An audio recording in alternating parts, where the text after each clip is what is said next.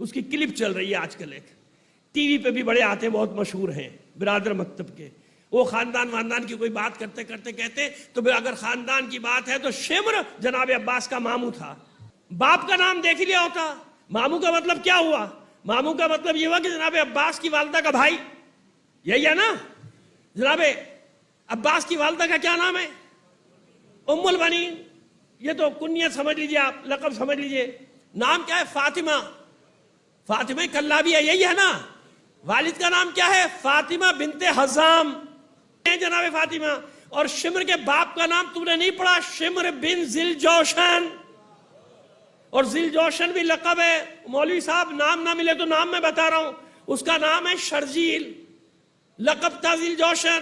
تو کہاں شمر بن ذل جوشن، کہاں فاطمہ بنت حزام. تجھے ماموں نظر آ گئے؟ خوب ماموں بنایا تو نے اپنی